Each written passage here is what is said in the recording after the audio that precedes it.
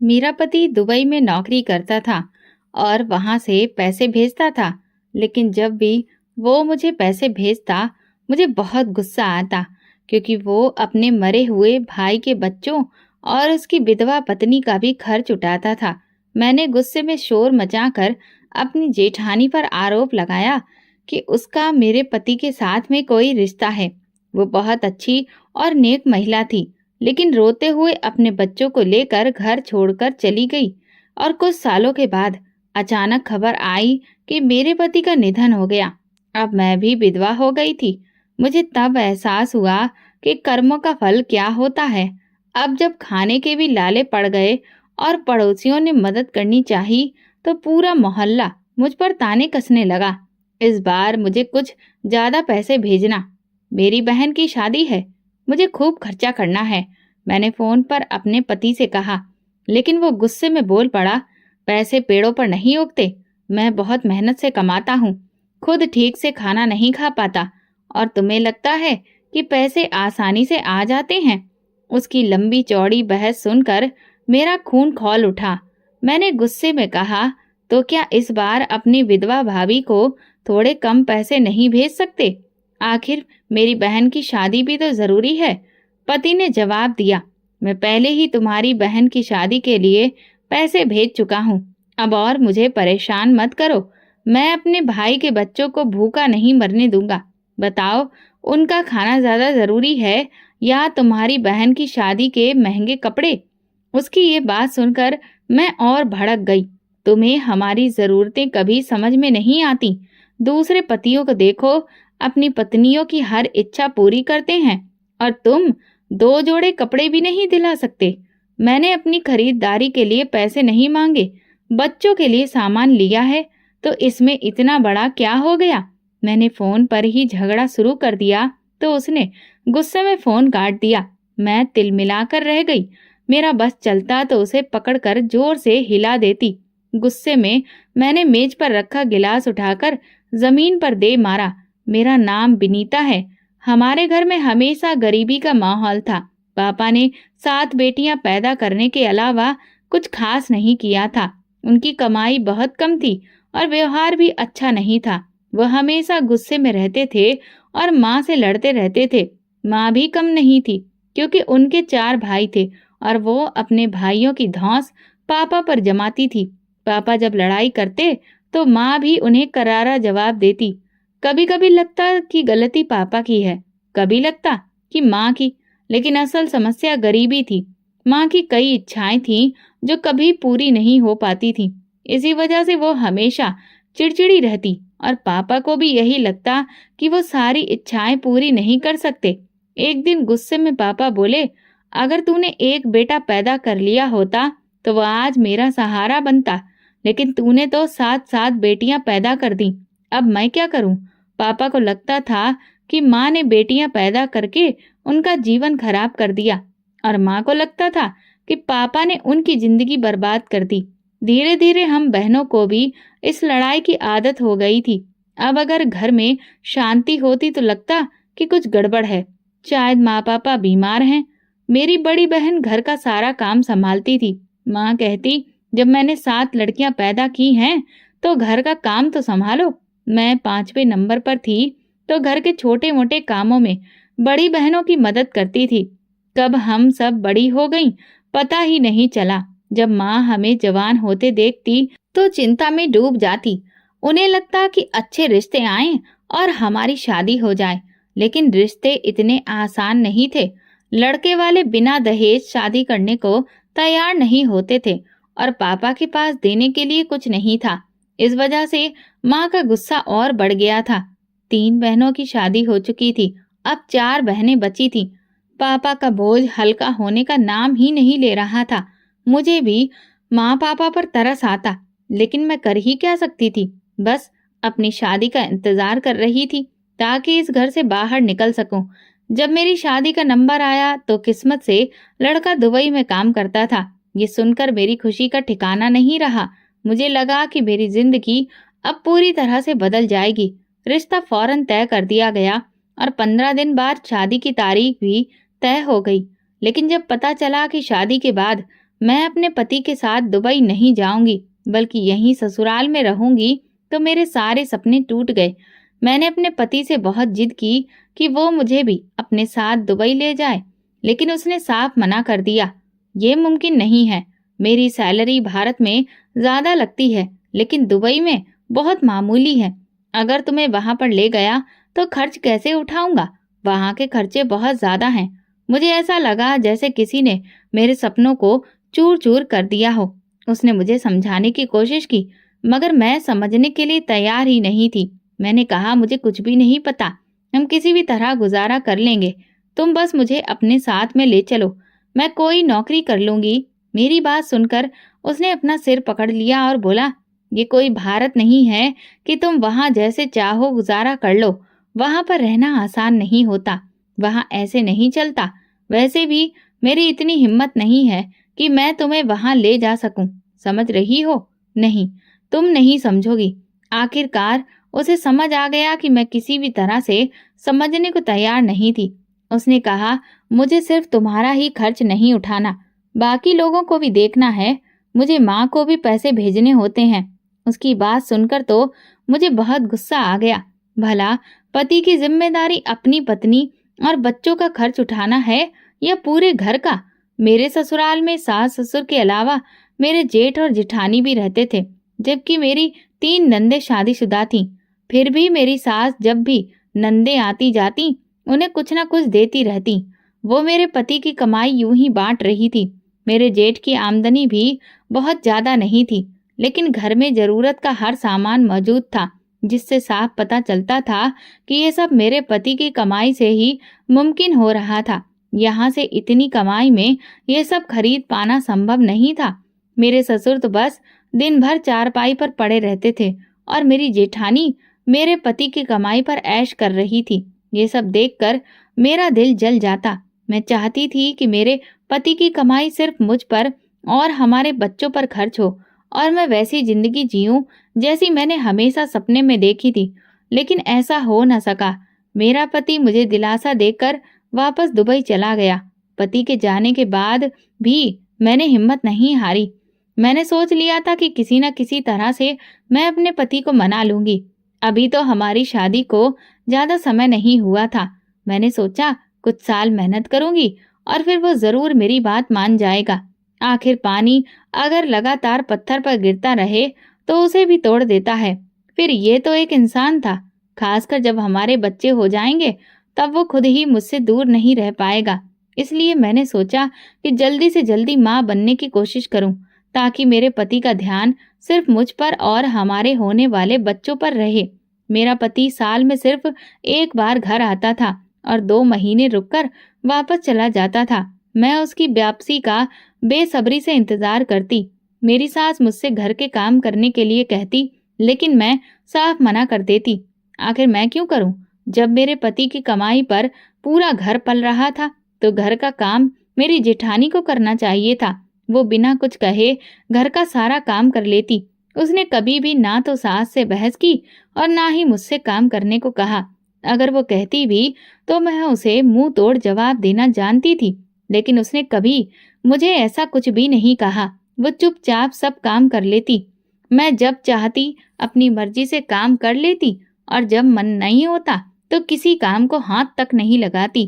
कुछ महीनों के बाद मेरी सास ने मेरे पति से मेरी शिकायत करनी शुरू कर दी। फिर मेरे पति ने मुझे फोन पर समझाना शुरू कर दिया, लेकिन मैंने तो साफ कह दिया, जब आप घर आएंगे तो मैं खुद आपको सब कुछ बता दूंगी। सास की बातों पर ध्यान देने की जरूरत नहीं है। मेरा पति समझदार था। उसने मेरी बात मान ली और मुझे फोन पर नसीहतें देना बंद कर दिया। साल के आखिर में मेरा पति घर वापस आया। मैं हर समय उसके आसपास रहने लगी ताकि इस बार उसे अपने साथ दुबई ले जाने के लिए मना सकूं। मेरा एक और मकसद था, जल्दी से जल्दी माँ बनना, ताकि मेरे पति को बच्चों की याद सताए और वो मजबूर होकर मुझे अपने साथ ले जाए। मैं जानती थी कि जो काम पत्नी नहीं करवा सकती वो बच्चे बड़ी आसानी से करवा लेते हैं। मेरे पति के जाते ही मैं माँ बनने वाली थी। मैंने उसे ये खुशखबरी दी तो वो भी बहुत खुश हुआ।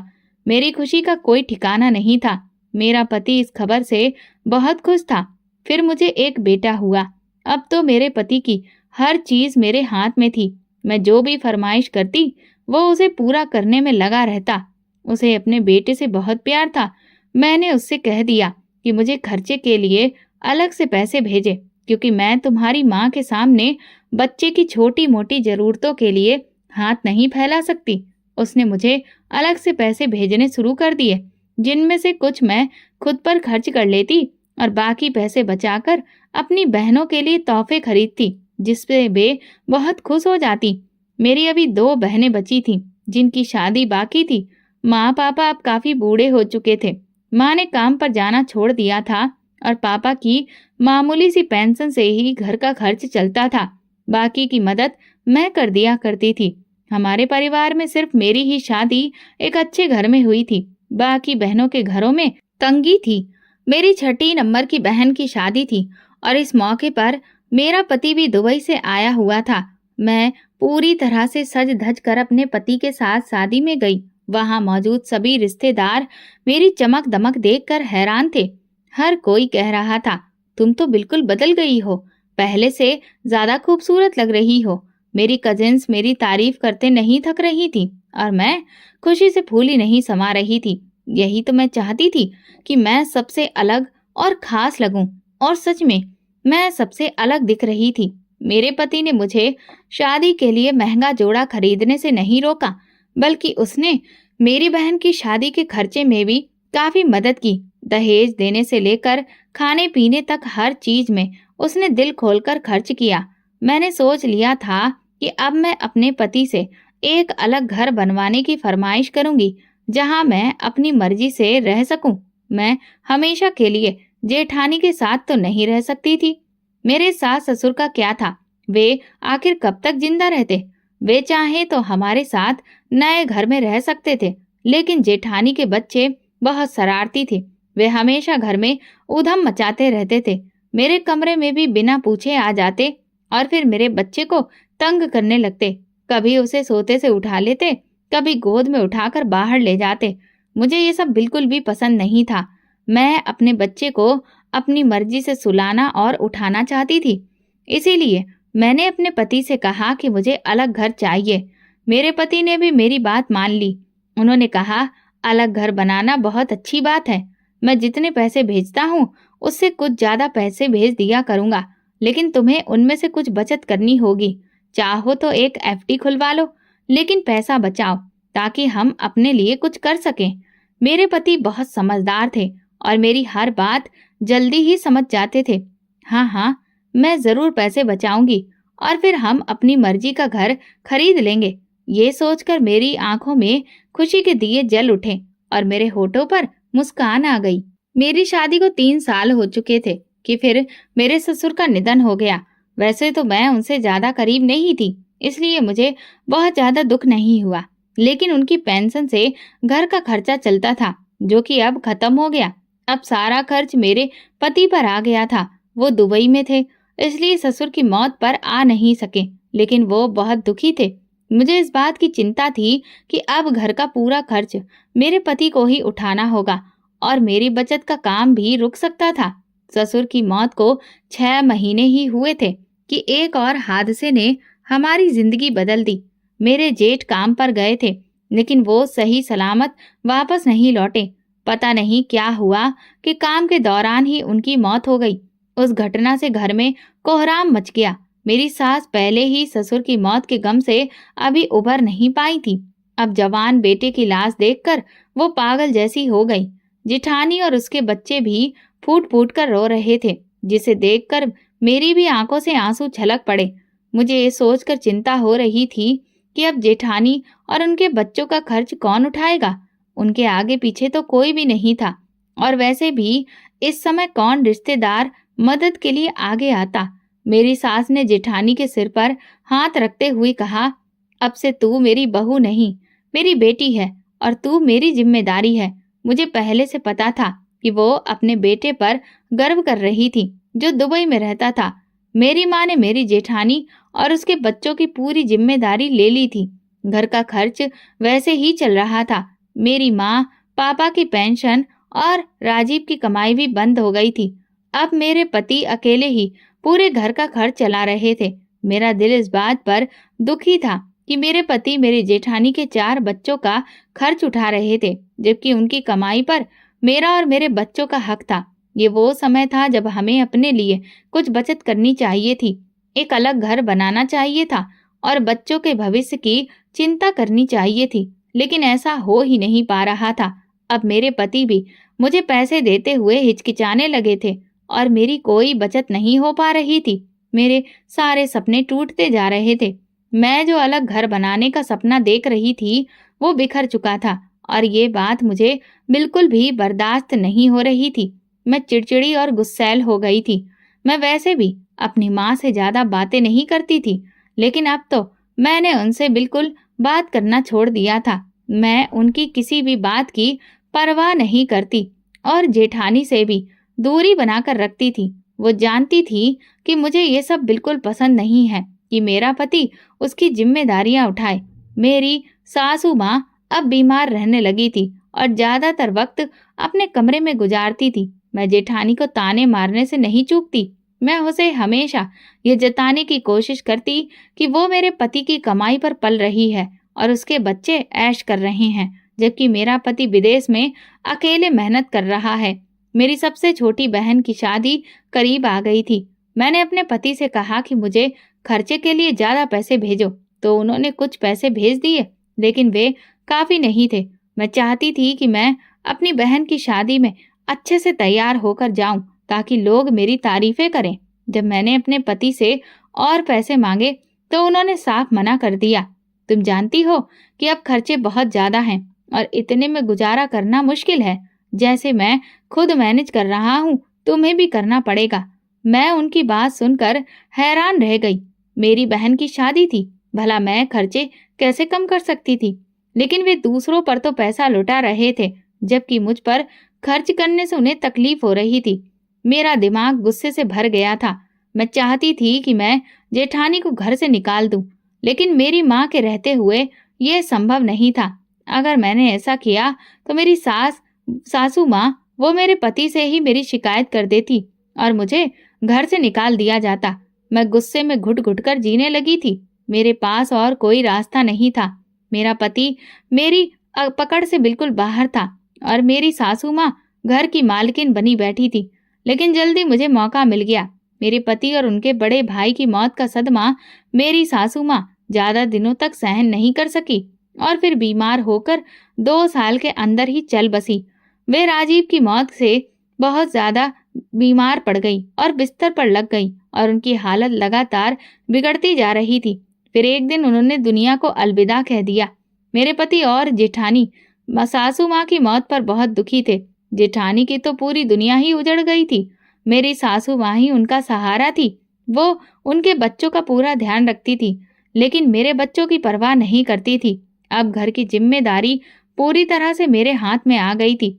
मेरे पति सासू माँ के अंतिम संस्कार में आए थे, लेकिन कुछ दिनों के बाद ही वापस चले गए।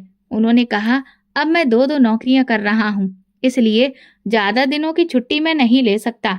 मैंने सोच लिया था कि मैं अपनी जेठानी को अब ज्यादा दिनों तक घर में टिकने नहीं दूंगी। सासू माँ की सारी रस्में खत्म होते ही मैंने जेठानी पर इल्जाम लगा दिया कि उसका मेरे पति के साथ कोई गलत रिश्ता है और वो उनसे शादी करना चाहती है। जेठानी ये सुनकर हैरान रह गई। तुम जानती हो कि तुम्हें पसंद नहीं है कि तुम्हारे पति मेरे और मेरे बच्चों की मदद करें, लेकिन मुझ पर इतना गलत इल्जाम मत लगाओ। मैं ऐसी नहीं हूँ, उसने सख्त लहजे में कहा, मगर मैं गुस्से में जल भुन रही थी। मैं तुम्हें अच्छी तरह जानती हूँ कि तुम कैसी हो। अब मेरे घर से निकल जाओ और हमारी जान छोड़ो। मैं तुम्हें अब एक पल भी बर्दाश्त नहीं कर सकती। मैंने उसे घर छोड़ देने के लिए कह दिया। वो रोने लगी और अपने आंसू पोंछते हुए बोली, डरो, ये वक्त किसी और पर भी आ सकता है। मुझे उसकी बात सुनकर और गुस्सा आ गया। तुम इतने सालों से मेरे पति का पैसा खा रही हो और मुझे ही बद्दुआएं दे रही हो। मैंने सोचा भी नहीं था कि मेरे इतने एहसानों के बाद मेरे हिस्से में सिर्फ बद्दुआ आएगी। मैंने गुस्से में उसे घूरते हुए कहा तो वो रोते हुए अपना सामान समेटने लगी। मैं अपने कमरे में चली गई और गुस्से से दरवाजा बंद कर दिया। कुछ घंटों बाद जब घर में सन्नाटा छा गया तो मैं बाहर आई जेठानी अपने बच्चों को लेकर घर छोड़कर जा चुकी थी। मेरा दिल खुशी से उछलने लगा। आखिरकार मुझे मेरी मंजिल मिल ही गई थी। शादी के इतने सालों बाद मुझे अकेले अपने घर में रहने का मौका मिला था। अब मैं अपनी मर्जी से पूरा घर सजा सकती थी और अपने बच्चों के साथ खुशी से रह सकती थी। मैंने अपने पति को बता दिया कि जेठानी खुद ही अपनी मर्जी से घर छोड़कर चली गई है। शायद कोई रिश्तेदार उसे ले गया हो। हालांकि मुझे पता था कि उसका कोई भी रिश्तेदार नहीं था। अब वो खुद अपनी जिंदगी का फैसला कर सकती थी। मुझे उसकी चिंता करने की कोई जरूरत नहीं थी। मेरे पति की कमाई पर सिर्फ मेरा हक था। वे हर महीने पैसे भेजते और मैं अपनी मर्जी से उन्हें खर्च करती। बचत करना तो अब भी संभव नहीं था, लेकिन हर महीने मिलने वाले पैसे से मेरा गुजारा चल ही जाता था। मैं अपनी जिंदगी मजे से जीने लगी। मैं रंग बिरंगे कपड़े सिलती और फैशन के हिसाब से अच्छे से तैयार होती। भले ही मेरा पति यहाँ नहीं था, लेकिन मुझे तैयार होने का बहुत शौक था। मैं सज धज कर मोहल्ले में घूमने निकल जाती और वहाँ की गरीब औरतों को अपने खूबसूरत कपड़े दिखाती। जब वे जलन और ईर्ष्या से मुझे देखती तो मुझे बहुत खुशी होती। मेरी जिंदगी बिना किसी चिंता के गुजर रही थी। घर के अधिकतर काम नौकरानी ही कर देती थी और बच्चों के लिए मैं बाहर से खाना मंगवा लेती थी। मुझे भी घर का खाना बना हुआ पसंद नहीं था, इसलिए मैं रोज बाहर से कुछ मंगवा कर खाती। बच्चे भी खुशी खुशी बाहर का खाना खाते और हमारा दिन फिर इसी तरह से कट जाता। मैं अक्सर तैयार होकर कभी किसी बहन के घर तो कभी किसी और के घर चली जाती। मैं अपने साथ साथ खाने पीने की चीजें भी ले जाती और हम सब मिलकर हंसी मजाक करते और खूब खाते। क्योंकि मैं हर बार ढेर सारा सामान लेकर जाती थी, इसलिए मेरी बहनें और उनके बच्चे मेरे आने से बहुत खुश होते। मुझे कभी लगा ही नहीं था कि मेरी जिंदगी इतनी अच्छी हो जाएगी। ये सब मेरी समझदारी और योजनाओं की वजह से ही संभव हुआ था। अगर मैं अपनी जेठानी को घर से नहीं निकालती तो शायद आज भी उसके बच्चों की देखभाल कर रही होती। लेकिन मेरी ये खुशी ज्यादा समय तक नहीं रही। कुछ सालों के बाद अचानक खबर आई कि मेरा पति अब इस दुनिया में नहीं रहा। ये सुनकर मुझे यकीन नहीं हुआ। मैं बहुत परेशान हो गई। कई दिनों से मेरा अपने पति से कोई संपर्क भी नहीं था।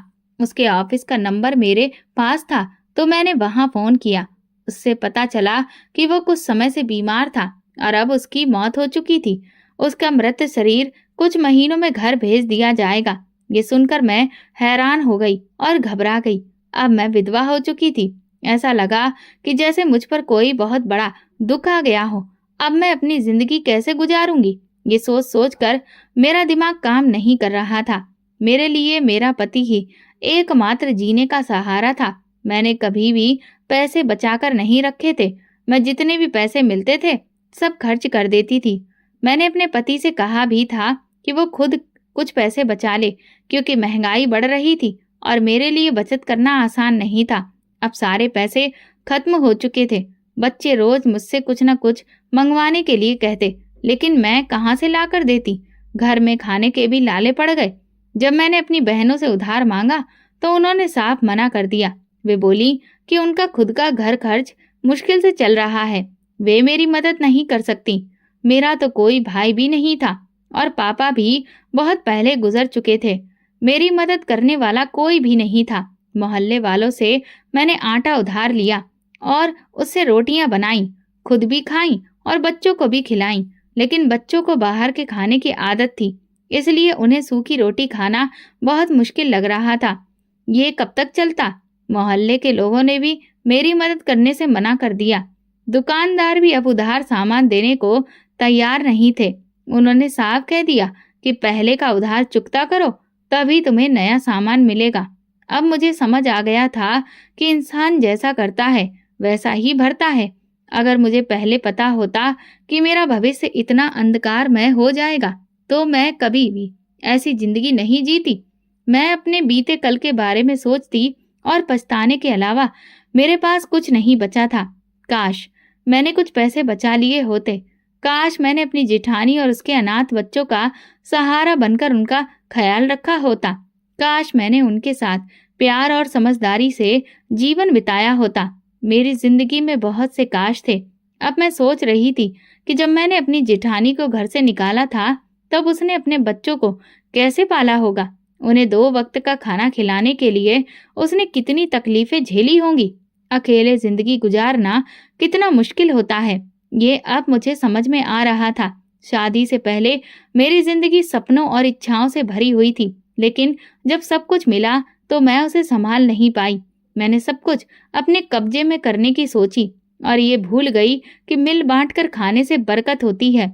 अकेले खाने और लालच करने से इंसान का भाग्य भी रूठ जाता है। भगवान ने मुझसे मेरा सब कुछ छीन लिया था। मैं किसी तरह भूख सहन कर रही थी, लेकिन अपने बच्चों को भूखा नहीं देख सकती थी। वे भी अब अनाथ हो चुके थे। मुझे अपनी जेठानी के बच्चे याद आने लगे। अगर मैंने तब उनके साथ बुरा व्यवहार ना किया होता तो शायद आज मेरी भी मदद होती, लेकिन अब पछताने से क्या फायदा। भगवान शायद अब मेरी माफी भी स्वीकार नहीं करेगा, क्योंकि मैंने 4 अनाथ बच्चों को बेघर कर दिया था। बच्चों की भूख मुझसे देखी नहीं गई तो मैं चप्पल पहनकर घर से बाहर निकल गई। मैं पहले ही कई दुकानदारों से उधार मांग चुकी थी, लेकिन अब कोई भी मदद करने को तैयार नहीं था। मेरे ऊपर किसी को भरोसा ही नहीं था, लेकिन मैं हाथ पर हाथ रखकर बैठ नहीं सकती थी। मैंने सोचा कि कोई काम ढूंढ लूं, भले ही मुझे लोगों के घरों में काम करना पड़े, लेकिन कम से कम बच्चों को खाना तो मिल जाएगा। मेरे घर में जो नौकरानी काम करती थी, मैं उसके घर गई और उसे अपने हालात बताए। मैंने उससे कहा कि वो कई घरों में काम करती है, अगर किसी घर में काम हो तो मुझे दिलवा दे, ताकि मैं अपने बच्चों का पेट भर सकूं। उसने हाँ कर दी और कहा, मैं जल्दी से जल्दी तुम्हारे लिए कोई काम ढूंढ कर बताऊंगी। थोड़ी राहत महसूस कर मैं घर लौटी ही थी कि मोहल्ले में रहने वाला बिपिन मेरे दरवाजे के आगे खड़ा दिखा। वो हाथ में प्लेट पकड़े खड़ा था। ये आपके लिए चावल लाया हूँ, वो मुस्कुराते हुए बोला। मैंने कृतज्ञता भरी नजरों से उसे देखा और उसके हाथ से प्लेट ले ली। प्लेट में गरम गरम चावल थे। मेरी भूख तेज हो गई। मैंने उसे शुक्रिया कहा और अंदर चली गई। प्लेट शाम को आकर ले जाऊंगा, उसके शब्द मेरे कानों में पड़े। मैंने सिर हिला दिया और फिर वो चला गया। पहली बार मेरे पेट में कुछ गया तो खुद ब खुद मेरे होठों से भगवान का धन्यवाद निकल गया। अब बिपिन रोज कुछ न कुछ लेकर आने लगा, कभी फल, कभी सब्जी, तो कभी पका हुआ खाना। उसकी दया देखकर मैं हैरान थी, लेकिन मुझे समझ आ गया था कि भगवान ने उसे मेरी मदद के लिए भेजा है। मेरे पास अब कोई और रास्ता नहीं था। जब तक मुझे काम नहीं मिलता, तब तक मुझे ऐसे ही गुजारा करना था। मेरे पास कोई और रास्ता ही नहीं था। जब तक कोई काम नहीं मिलता, तब तक ऐसे ही गुजारा करना था। मैंने बिपिन से कुछ पैसे उधार मांग लिए, ताकि मैं अपने घर में राशन की कुछ जरूरी चीजें ला सकूं। घर में आटा भी पूरी तरह से खत्म हो चुका था। उसने बड़ी ही उदारता दिखाई, लेकिन मुझे क्या पता था कि उसकी नीयत खराब थी और उसके इरादे सही नहीं थे। मुझसे शादी कर लो, कब तक अकेले जिंदगी गुजारोगी। कुछ दिनों में ही उसने मुझसे शादी की बात कह दी। मैंने हैरानी से उसकी ओर देखा। देखो, मैं तुम्हारे भले के लिए कह रहा हूँ। कल को मोहल्ले वाले तुम पर और मुझ पर गलत बातें बना सकते हैं। तुम्हें तो पता ही है कि लोग किस तरह की बातें करते हैं। मैं तुम्हें खुश रखूंगा। वो ना जाने कितने वादे कर रहा था, जबकि मैं हैरान खड़ी थी। मैंने कभी दूसरी शादी के बारे में सोचा तक नहीं था। मैं अभी कुछ कह भी नहीं पाई थी कि बिपिन की पत्नी ना जाने कहां से शोर मचाती हुई आ गई। उसने चिल्ला चिल्ला कर पूरे मोहल्ले को इकट्ठा कर लिया। आसपास के लोग घरों से बाहर निकल आए और तमाशा देखने लगे। वो मुझ पर लगातार आरोप लगा रही थी कि मैं उसके पति को बहका रही हूँ। तुझे शर्म नहीं आती दूसरों के पतियों को लुभाने में? एक अधेड़ उम्र की औरत ने मुझे डांटते हुए कहा, तो मैं बेबसी से अपने होंठ दबाने लगी। ऐसा कुछ भी नहीं है, ये सब झूठ है। लेकिन फिर भी मैं अपनी सफाई में कुछ नहीं कह सकी। वैसे भी वहां मौजूद कोई भी मेरी बात सुनने को तैयार नहीं था। मैंने मदद मांगने के लिए बिपिन की ओर देखा, लेकिन वो खुद ही जोर से बोल पड़ा, मैं इससे शादी करना चाहता हूँ। हमारे बीच कोई गलत रिश्ता नहीं है। बिपिन ने अपनी पत्नी को समझाने के बजाय उसके गुस्से को और भड़काने का काम किया। उसकी पत्नी कमर पर हाथ रखकर बोली, देख लो, सुन लो सब लोग, शादी करने चला है ये। एक पत्नी के अधिकार तो पूरे कर नहीं सकता, अब ये दूसरी शादी करेगा। देख लो, इस औरत ने मेरे पति को अपने जाल में फंसा लिया है। आप लोगों को याद ही होगा, इसका पति यहाँ नहीं रहता था, फिर भी ये हर रोज सज धज कर मोहल्ले में घूमती थी। मैं तो कहती हूँ इसे इस मोहल्ले से निकाल बाहर करो। आज इसने मेरा घर बर्बाद किया है, कल किसी और का घर उजाड़ देगी। मोहल्ले के सभी लोग उसकी हाँ में हाँ मिला रहे थे। निकल जाओ हमारे मोहल्ले से, चली जाओ तुम यहाँ से। लोगों ने आगे बढ़कर मेरा सामान उठाकर घर से बाहर फेंकना शुरू कर दिया। वे गुस्से में भरे हुए थे। मैं बहुत परेशान थी और उन्हें रोकने की कोशिश कर रही थी, लेकिन कोई भी मेरी बात सुनने को तैयार ही नहीं था। मेरी बेबसी अपनी चरम सीमा पर थी। जो मैंने अपनी जेठानी के साथ किया था, अब वही मेरे साथ हो रहा था। मुझे अपनी गलती का एहसास हो रहा था। काश कोई तो मेरी मदद करता। रुक जाइए, आप सब ये क्या कर रहे हैं? तभी मुझे एक जानी पहचानी आवाज सुनाई दी। मैंने फौरन अपनी तरफदारी करने वाले की ओर देखा। मेरी जेठानी हैरान होकर मोहल्ले वालों को देख रही थी। ये सब क्या हो रहा है? वो आगे बढ़कर सबके सामने खड़ी हो गई। मोहल्ले की औरतों ने मुझ पर आरोप लगाने शुरू कर दिए, लेकिन उसने तुरंत हाथ उठाकर सबको चुप करा दिया। बस करो, अगर तुम अपने पति को संभाल नहीं सकती तो इसमें इसकी क्या गलती? तुम खुद अपने पति को आकर्षित किया करो। आप सब लोग अभी के अभी यहाँ से चले जाएं, वरना मैं पुलिस को फोन करके बुलाऊंगी और सबको अंदर करवा दूंगी।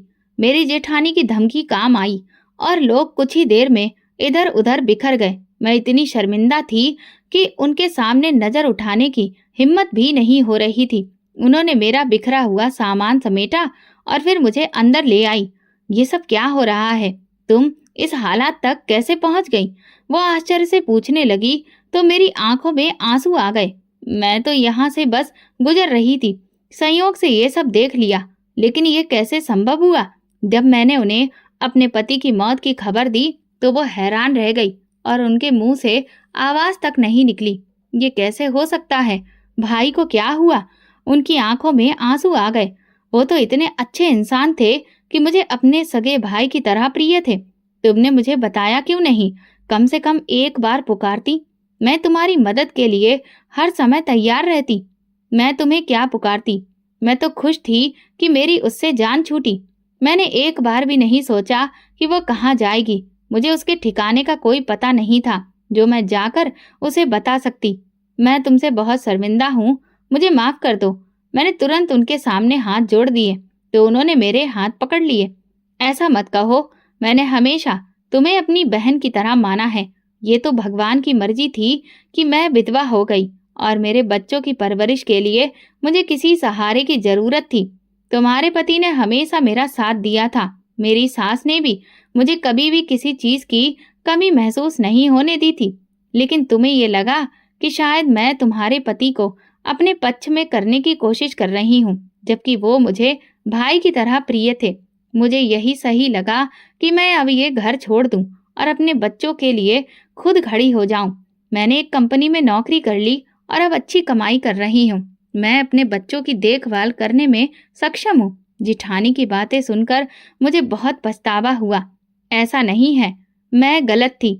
मैंने तुम पर झूठे आरोप लगाए, जबकि दिल से जानती थी कि तुम नेक इंसान हो और मेरे पति के बारे में ऐसा कभी नहीं सोच सकती। बस मैं तो ये चाहती थी कि तुम मेरे घर से चली जाओ।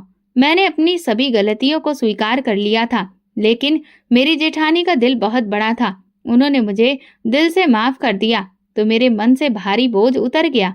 अब मैं अपने भगवान से भी माफी मांग रही थी। शायद उन्होंने मुझे सही राह पर चलने का संकेत दिया था और मेरी परेशानियों को कम करने वाले थे। मुझे भी कोई नौकरी दिलवा दो ताकि मैं अपने बच्चों का पालन पोषण कर सकूं। चिंता मत करो, मैं कल ही अपनी कंपनी के मालिक से बात करूंगी। तब तक तुम मेरे साथ मेरे घर चलकर रहो। ये मकान किराए का है और मैं अपनी तनख्वाह से किराया देती हूँ। तुम्हें अब किसी चीज की चिंता करने की जरूरत नहीं है।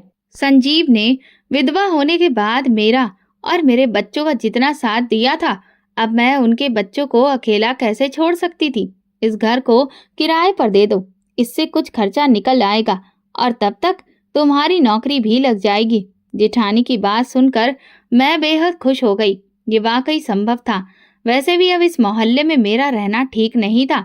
मेरे बच्चों ने जो कुछ सहा था, मैं नहीं चाहती थी कि वे दोबारा वैसा कुछ भी सहें और अपनी माँ के बारे में कुछ गलत सोचें। मैं अपना सारा सामान लेकर जेठानी के घर चली गई। वो घर भले ही छोटा था, लेकिन उन्हें हमारे वहां पर रहने से कोई आपत्ति नहीं थी। कल तक जो औरत मेरे सहारे थी, आज वही मेरा सहारा बन गई थी। मैं भगवान की इस लीला को देखकर हैरान भी थी और शर्मिंदा भी। जेठानी की मदद से ही मैंने अपने ससुराल के घर को किराए पर दे दिया। जब पहला किराया आया तो मैंने आधी रकम जेठानी के हाथ में रख दी। आखिर वो भी इसकी हकदार थी। वो घर मेरे पति और उनके बड़े भाई दोनों का था, लेकिन जेठानी ने पैसे लेने को तैयार ही नहीं हुई थी। मेरी खुद की आमदनी है, जब तक तुम्हारी नौकरी नहीं लगती तुम ये पैसे अपने पास रखो, बच्चों के खर्चों में काम आएंगे। जेठानी की ये बात सुनकर मेरी शर्मिंदगी अब और भी ज्यादा बढ़ गई थी। अब मुझे उनके साथ में रहते हुए 2 महीने हो चुके थे। उन्होंने कभी भी किसी चीज को लेकर मुझे ताना नहीं दिया था। वो मेरा और मेरे बच्चों का पूरा ध्यान रखती थी। घर के किराए से आने वाले पैसे से मैं बच्चों पर खर्च करती थी, जबकि बाकी खर्चा जेठानी पूरा करती थी। मैं उनके इस व्यवहार पर हैरान भी थी और शर्मिंदा भी। मुझे अब तक नौकरी नहीं मिली थी, लेकिन कंपनी के मालिक ने वादा किया था कि जैसे ही कोई जगह खाली होगी वो मुझे जरूर बुलाएगा। जेठानी के घर आने के बाद मेरे बच्चों को एक भी दिन भूखा नहीं सोना पड़ा। माँ का शुक्र था कि वे रोज भरपेट खाना खा रहे थे। मैं भी संतुष्ट थी और अब आत्मनिर्भर बनने की कोशिश कर रही थी। एक दिन दरवाजे पर दस्तक हुई तो मैं दरवाजे की ओर बढ़ी। मेरी जेठानी नौकरी पर गई हुई थी और उनके सभी बच्चे स्कूल में थे। घर पर सिर्फ मैं और मेरा छोटा बेटा था, जबकि बड़े बेटे को मैंने जेठानी के बच्चों के साथ उसी स्कूल में दाखिला दिलवा दिया था। मैंने दरवाजा खोला तो अपने पति को सामने देखकर मैं चौंक गई। मेरे मुंह से शब्द ही नहीं निकल रहे थे। मैं इतनी स्तब्ध थी कि मुझे यकीन ही नहीं हो रहा था कि मेरा पति जिंदा और सही सलामत मेरे सामने खड़ा है। ऐसे क्या देख रही हो, अंदर नहीं बुलाओगी? वो हल्की मुस्कान के साथ बोला तो मैं तुरंत एक तरफ हट गई। आप जिंदा हैं, लेकिन आपके ऑफिस से तो पता चला था कि आपकी मृत्यु हो गई। फिर आप वापस कैसे आ गए? ये सब कैसे हुआ? मैंने एक के बाद एक कई सवाल पूछ लिए। मैं तुम्हें पूरी कहानी सुनाऊंगा, पहले मुझे एक गिलास पानी तो दो। बड़ी मुश्किलों से तुम लोगों का पता लगाकर मैं यहाँ तक पहुँचा हूँ। मैं पहले पुराने घर पर गया था, लेकिन तुम वहाँ क्यों नहीं हो? उसके इस सवाल पर मैं चुप रही। पहले तुम ये बताओ कि तुम कैसी हो? मैंने तुम्हारे बिना बहुत मुश्किल समय बिताया है। ये कहते ही मैं अपने पति के कंधे से लगकर रो पड़ी।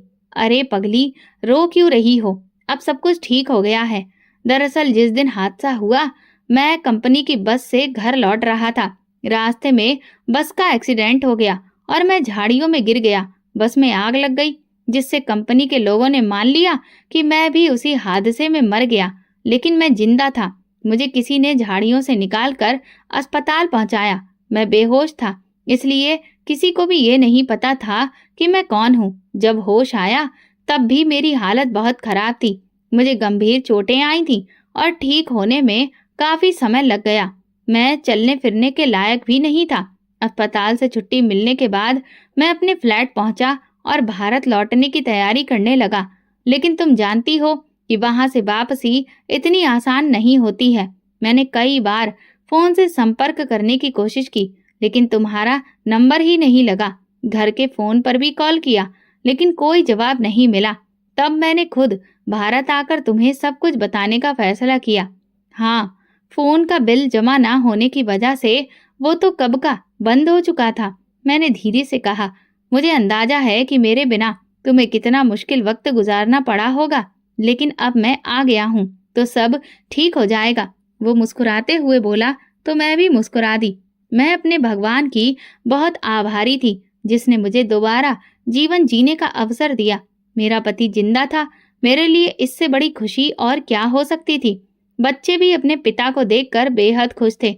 उन्हें तो यकीन ही नहीं हो रहा था कि उनके पिता वापस लौट आए हैं। वे उत्साह से उन्हें अपने बीते दिनों की बातें सुनाने लगे। पति भी ये सुनकर भावुक हो गए कि उनके बिना बच्चों को कितनी कठिनाइयां झेलने पड़ी। जिठानी भी जब दफ्तर से लौटी तो मेरे पति को देखकर हैरान रह गई।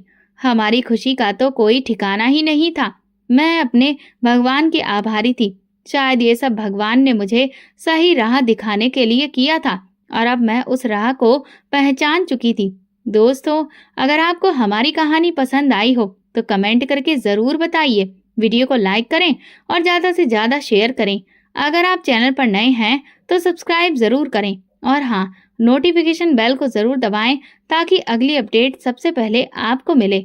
धन्यवाद।